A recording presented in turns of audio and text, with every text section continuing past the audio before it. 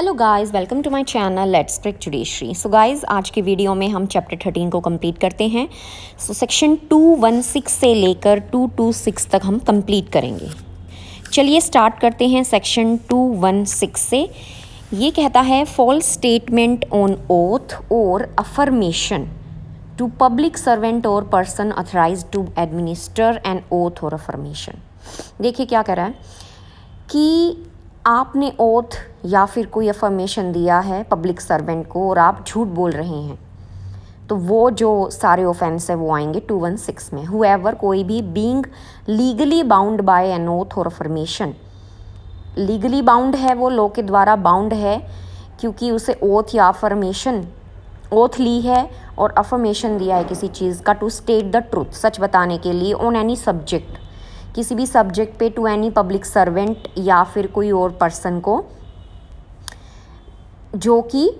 Law के द्वारा उसको पावर दी गई है, to administer such oath or affirmation, makes बनाता है, टू सच पब्लिक सर्वेंट, क्या बनाता है, ऐसे ओथ या अफर्मेशन में झूठ जो है वो बोलता है। ठीक है,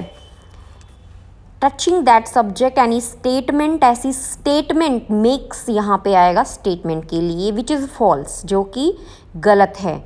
और and which he either knows or believes to be false, यानी कि उसको नॉलेज है या वो विश्वास रखता है कि वो गलत है, or does not believe to be true, या फिर क्या है तीसरी चीज़ कि उसे पता है कि ये सच तो है नहीं, तो वहाँ पे क्या होगा, 3 साल की सज़ा हो जाएगी। सेक्शन 217 बात करता है false information with intent to cause public servant to use his lawful power to injury of another person. गलत इंफॉर्मेशन देना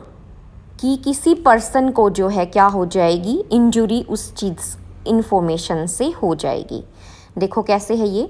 whoever gives to any public servant any information, यानी किसी पब्लिक सर्वेंट को कोई भी इंसान कोई भी इंफॉर्मेशन देता है जो आपको पता है, आपको नॉलेज है, विच he knows or believes to be false, या विश्वास रखा जाए कि भाई ये गलत है।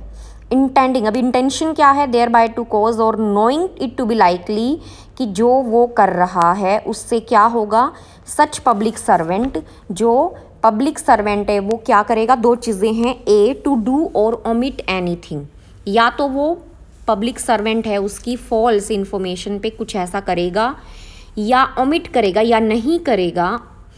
तो करेगा वो जो उसे नहीं करना चाहिए और ओमिट करेगा वो जो उसे करना चाहिए। टू डू और omit anything which such public servant ought not to do or omit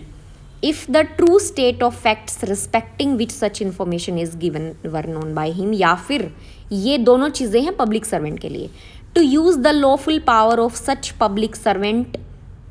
to the injury or annoyance of any person, यानी कि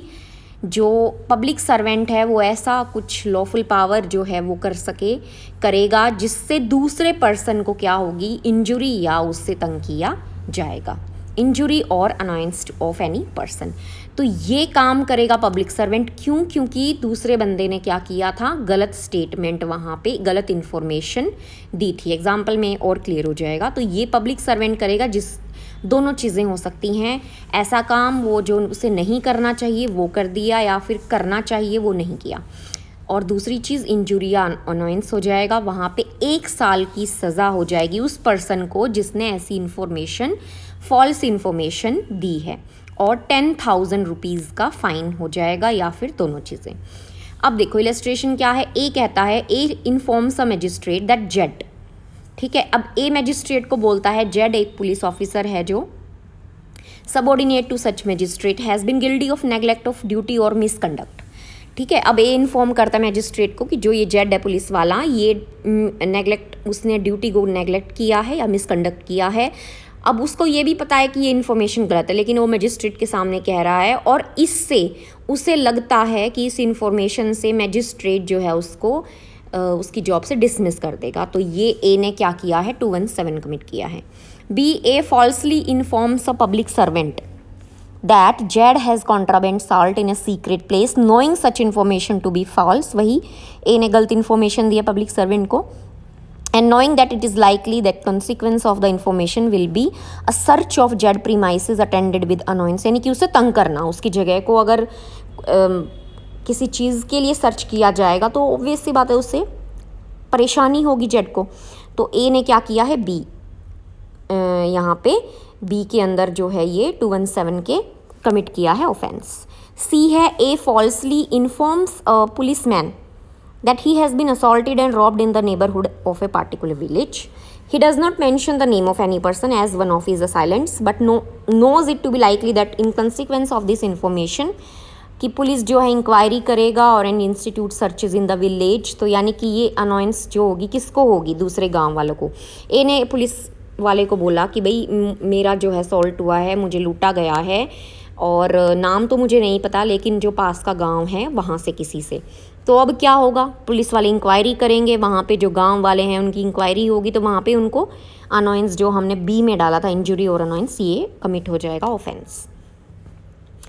218 कहता है resistance to taking of property by lawful authority of a public servant. Resist करना, ठीक है, resist करना, property जो ले रहा है पब्लिक सर्वेंट अपनी लॉफुल अथॉरिटी के अंडर में। Whoever offers any resistance, mainly इसमें जो कीवर्ड है वो रेजिस्ट करना है, to the taking of any property by the lawful, यानी कि पब्लिक सर्वेंट है वो अपने कानून के दायरे में रह के काम कर रहा है और आप उसको रेजिस्ट करते हो, आपका नॉलेज है या फिर आप विश्वास रखते हो that he such public servant shall be punished with, यानी कि आपको पता है कि ये पब्लिक सर्वेंट है, इसके पास पावर है, ऐसा कर रहा है, आप रेजिस्ट कर रहे हो, तो 6 मंथ्स की पनिशमेंट और 10,000 का फाइन हो जाएगा। सेक्शन 219 कहता है obstructing sale of property offered for sale by authority of public servant, यानी कि जो सेल में ऑफर की गई है प्रॉपर्टी, उस सेल को ऑब्स्ट्रक्ट करना, ठीक है। Whoever intentionally obstruct any sale of property offered for sale by the lawful authority of any public servant, यानी कि पब्लिक सर्वेंट है वो सेल जो है उसको प्रोसेस में एग्जीक्यूट करवा रहे हैं और अब आप ऑब्स्ट्रक्ट करते हो उस सेल को, तो क्या होगा, 1 मंथ की सज़ा और 5,000 रुपये का जुर्माना वहाँ पे हो जाएगा। उसके बाद है सेक्शन 220 इलीगल परचेज और bid for property offered for sale by authority of public servant. अब आप लीगली परचेज नहीं कर सकते कोई प्रॉपर्टी, आप इलीगली जो है उसको परचेज कर रहे हो, या आप बिडिंग नहीं कर सकते, या बिड कर दिया आप लेकिन उसको पैसे नहीं दे रहे हैं, वहाँ पे ये चीज़ें आएंगी सेक्शन 220 में, दोनों चीज़ें लिखी हैं। Whoever at any sale of property held by the lawful authority of a public servant, कोई भी सेल के दौरान एज सच परचेज करता है या बिडिंग करता है, purchases or bids for any property on account of any person, या तो खुद के लिए या किसी दूसरे पर्सन के लिए एज ए एजेंट भी कर सकता है, whom he knows, कि उसको नॉलेज तो है कि भाई मेरी जो है लीगल कैपेसिटी यहाँ पे नहीं है, मेरी लीगल इनकैपेसिटी है to purchase that property at the time of that sale, so to be under a legal incapacity to purchase that property at that sale or bids, या फिर बिडिंग के लिए for such property, not intending to perform the obligations, ठीक है, intention नहीं है उसका, जो पर्सन ऐसा काम कर रहा है कि परचेज करना या फिर बिडिंग के लिए वो उसने कर दिया लेकिन बाद में वो मनी नहीं देगा, तो उसका इंटेंशन ऐसा कुछ भी नहीं है ऐसा परफॉर्म करने का, ना तो परचेजिंग का ना बिडिंग का, which he lays himself by such bidding shall be punished with 1 month of imprisonment और 200 रुपीज़ का फाइन हो जाएगा, या फिर दोनों। सेक्शन 221 कहता है obstructing public servant in discharge of public functions. अब पब्लिक सर्वेंट अपने काम कर रहा है और उसको ऑब्स्ट्रक्ट करना, ये है सेक्शन 221 में। Whoever voluntarily obstructs any public servant in the discharge of his public function, public servant है वो अपने पब्लिक फंक्शन जो है वो काम कर रहा है और आप उसको वॉलंटरली ऑब्स्ट्रक्ट करते हैं तो 3 महीने की सज़ा हो जाएगी और 2,500 रुपीज़ का फाइन। सेक्शन 222 कहता है omission to assist public servant when bound by law to give assistant, ठीक है, आपको पब्लिक सर्वेंट की हेल्प असिस्ट करना है उसको, लेकिन आप क्या कर रहे हो, ऐसा काम नहीं करते हो, तो वो आएगा सेक्शन 222 में whoever कोई भी being bound by law to render or furnish assistance। अब क्या है, लॉ के द्वारा आप बाउंड हो कि आपको ऐसी हेल्प करनी है, वहाँ पे ऐसी पब्लिक सर्वेंट की असिस्ट करना है उसको, कोई भी हो सकता है, वो कोई पब्लिक ड्यूटी है उसको एग्जीक्यूट करने के लिए आप इंटेंशनली ओमिट करते हो ऐसा असिस्ट देने से। To any public servant in the execution of his public duty intentionally omits to give such assistant, तो वहाँ पे क्या assistance, तो वहाँ पे क्या होगा, 1 month की punishment और 2500 का जुर्माना हो जाएगा। अब भी ध्यान से पढ़ना, and where such assistance be demanded of him by a public servant। अब ऐसा असिस्टेंस जो है पब्लिक सर्वेंट ने मांगा था, लीगली कॉम्पिटेंट, क्योंकि पब्लिक सर्वेंट है उसको ये कॉम्पिटेंसी यानी कि पावर दी गई है to make such demand for the purpose of executing. अब देखो क्या क्या आएगी, फर्स्ट आएगी any process lawfully issued by court, यानी कि कोई ऐसा काम है जिसमें कोर्ट का जो प्रोसेस है उसे इशू करना है, या फिर किसी ऑफेंस को प्रिवेंट करना है, या फिर रॉयट एफ्रे हैं उनको रोकना है, या फिर कोई पर्सन है उसके वेयर अबाउट्स पता लगाने हैं, डाउट है किसी पर्सन पे, जो पर्सन है गिल्टी है या चार्ज किया हुआ है ऑफेंस के लिए उसको,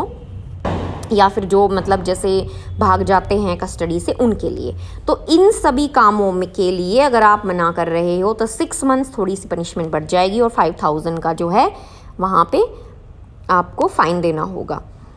सेक्शन 223 बात करता है disobedience to order duly promulgated by public servant. Promulgated होता है लागू करना, सो डिसओबीडियंट होना, ठीक है, मानना नहीं, पब्लिक सर्वेंट जो उसने कुछ रूल्स ऑर्डर लागू किए हुए हैं उनको ना मानना, ये बात करता है section 223। whoever knowing that by an order promulgated by public servant lawfully empowered to promulgate such order, यानी कि कानून ने उसको ये हक दे रखा है कि वो इस तरह के ऑर्डर पास कर सकता है। अब आप क्या करते हैं, whoever क्या करता है, he is directed to abstain from a certain act, ठीक है। अब ये पहले हम ये पढ़ लेते हैं कि पब्लिक सर्वेंट के पास पावर है क्या क्या करने की, कि किसी कोई एक्ट है उससे दूर रहना, या फिर कोई कुछ सर्टेन स्टेप लेना with certain property in his possession और अंडर हिज मैनेजमेंट। अब आप क्या करते हो, हुएवर क्या करता है, डिसओबेज सच। अब पहला पढ़ना, हुएवर डिसओबेज सच डायरेक्शन, ठीक है। अब वो क्या कर रहा है, इनको डिसओबे कर रहा है। 2 चीज़ें होंगी, सर्टेन एक्ट से एब्सटेन और कुछ सर्टेन ऑर्डर को लेना वहाँ पे रिगार्डिंग प्रॉपर्टी। तो 6 months की पनिशमेंट और 2500 का फाइन हो जाएगा। तो डिसओबे करते हैं, शैल इफ सच डिसओबियंस कॉज और टेंड्स टू कॉज ऑब्स्ट्रक्शन। अब वो जो डिसओबे आपने किया उससे क्या क्या हो गया, इंजुरी हुई, अनॉयंस हुआ, या फिर रिस्क हुआ इस तरह का कि obstruct, annoyance or injury to any person lawfully employed, वहाँ पे 6 months की पनिशमेंट 2500 का फाइन हो जाएगा। उसके बाद बी कहता है and where such disobedience causes और tends to cause danger to human life, health और सेफ्टी, या फिर ऐसा जो डिसओबीडियंस जो आपने नहीं माना पब्लिक सर्वेंट का उससे दंगे भड़क गए, यहाँ पे क्या हो जाएगा, पनिशमेंट बढ़ गई, डबल हो जाएगी 1 year, और फाइन भी डबल हो जाएगा 5000, ठीक है। सेक्शन 223 में एक बार दोबारा बता देती हूँ, कोई भी पर्सन डिसओबे करता है कोई डायरेक्शन किसने दी है, पब्लिक सर्वेंट ने, क्योंकि वो लॉफुली एम्पावर्ड है to abstain from direction regarding कि किसी चीज़ से दूर रहना है या कोई सर्टेन ऑर्डर लेना है, ऐसा डिसओबे करता है। और इस डिसओबीडियंस के कारण क्या होता है, ऑब्स्ट्रक्शन, अनॉयंस या इंजुरी हो जाती है, या इन तीनों चीज़ों का रिस्क हो जाता है किसी पर्सन को, तो वहाँ पे ये पनिशमेंट है। और बी में है कि ह्यूमन लाइफ, हेल्थ, सेफ्टी को डेंजर होता है, या फिर रॉयट और एफ्रे दंगे वगैरह हो जाते हैं वहाँ पे, तो ये पनिशमेंट है। एक्सप्लेनेशन कहती है मेनली कि यहाँ पे ज़रूरी नहीं है कि आपकी इंटेंशन इन्हीं कामों को करने की हो, यानी कि इंटेंशन हो चाहे ना हो, immaterial. It is not necessary that the offender should intend to produce harm, ठीक है। ज़रूरी नहीं है कि ऑफेंडर जो है वहाँ पे उसका इंटेंशन हानि पहुँचाना हो, उसने डायरेक्शन को ओबे नहीं किया, लेकिन ए और बी का जो कंक्लूजन निकला वो उसका शायद इंटेंशन ना हो। और contemplate his disobedience as likely to produce harm, it is sufficient that he knows of the order which he disobeys and that his disobedience produces or is likely to produce harm. ठीक है, intention की यहाँ पे ज़रूरत नहीं है। Illustration में यही बताया है, an order is promulgated by public servant lawfully empowered to promulgate such order directing that a religious procession shall not pass down a certain. यानी कि अब पब्लिक सर्वेंट ने बोला कि भाई जो मान लो कोई यात्रा ही जा रही है और कहा कि भाई इस गली से नहीं जानी, हो सकता है वहाँ पे दूसरे रिलीजन के या कास्ट के समुदाय के लोग रहते हैं, यहाँ से नहीं जाएगी। अब ए को पता था लेकिन उसने क्या किया, डिसोबे कर दिया, उसी गली से चली गई और उसके परिणाम स्वरूप क्या हुआ कि दंगे हो गए वहाँ पे। तो ए ने क्या किया है, यहाँ पे 223 में ऑफेंस कमिट किया है। सेक्शन 224 कहता है threat of injury to public servant, whoever holds out any threat of injury to any public servant. कोई भी जो है धमकी देता है किसको, पब्लिक सर्वेंट को, इंजुरी के लिए, और टू एनी पर्सन इन हुम ही बिलीव्स, यानी कि किसी और पर्सन को जिसमें पब्लिक सर्वेंट इंटरेस्टेड है, यानी कि उसकी वाइफ, उसका परिवार, उसके बच्चे, कुछ भी हो सकता है, for the purpose of inducing, किस पर्पज़ के लिए, दैट पब्लिक सर्वेंट, कि वो पब्लिक सर्वेंट कोई ऐसा काम करे जो वो चाहता है, या फॉरबियर करे या डिले करे किसी काम को। तो ये तीनों चीज़ें आएंगी। इसके लिए क्या कर रहा है, वो धमकी दे रहा है। तो मेनली यहाँ पे काम क्या है, धमकी देना कि भाई तू ये काम कर या ये मत कर या फिर इसे डिले करे। Connected with the exercise of the public function of such public servant, वहाँ पे 2 years की पनिशमेंट हो जाएगी, or with fine or with both. Section 225 कहता है threat of injury to induce person to refrain from applying for protection to public servant. अब threat करना किसी पर्सन को of injury to induce person कि वो जो है पब्लिक सर्वेंट से प्रोटेक्शन ना मांगे, रिफ्रेन करे उस चीज़ को, यानी कि पब्लिक सर्वेंट को डायरेक्ट नहीं है। देखो सेक्शन पढ़ते हैं, whoever holds out any threat of injury to any person, किसी भी पर्सन को, एनी पर्सन यूज़ किया है यहाँ पे, धमकी दे रहा है whoever, for the purpose of inducing that person, इसलिए कि वो पर्सन जो है उस पब्लिक सर्वेंट से किसी इंजुरी के खिलाफ जो है लीगल एप्लीकेशन ना दे, रिफ्रेन करे उसे, तो वहाँ पे क्या होगा,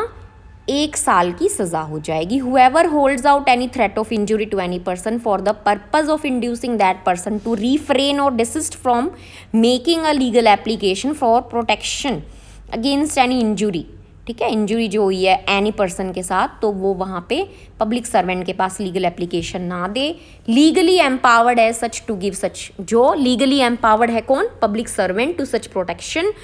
और to cause such protection to be given, तो वहाँ पे 1 year की पनिशमेंट हो जाएगी। Attempt to commit suicide to compel और restrain exercise of lawful power, suicide commit करना, whoever attempts to commit suicide, किस इंटेंशन से, किसी पब्लिक सर्वेंट को कंपेल करना या उसे मना करना कि वो जो उसकी ऑफिशियल ड्यूटी है उसे ना करे या करे, ठीक है। तो पब्लिक सर्वेंट का जो काम है उसको रोकना इस इंटेंशन से कि ये काम हो, या फिर रिस्ट्रेन करना कि जो आप ये काम कर रहे हो ये ना हो, उसके लिए आप सुसाइड अटेम्प्ट करने की कोशिश करते हो, तो वहाँ पे क्या होगा, 1 year की पनिशमेंट हो जाएगी, या फाइन या बोथ, या फिर कम्युनिटी सर्विस। इसे अलग से अंडरलाइन कर लेना क्योंकि कम्युनिटी सर्विस कई सेक्शंस में है, पूछ भी लेते हैं प्रीलिम में। Whoever attempts to commit suicide with the intent to compel or restrain any public servant from discharging his official duty shall be punished with simple imprisonment for a term of 1 year। तो यहाँ तक हमारा chapter 13 complete हो गया है। अगली video में हम चैप्टर 14 को लेंगे, क्योंकि उसमें काफ़ी सेक्शन हैं, तो मे बी 3 या 4 पार्ट्स में हम उसको कवर कर लेंगे।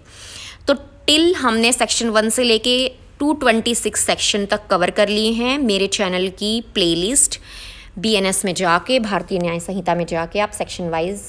पूरे सब्जेक्ट को समझ सकते हैं। अगर आपको वीडियो समझ में आई तो चैनल को सब्सक्राइब कीजिएगा और वीडियो को लाइक कीजिएगा। Thank you.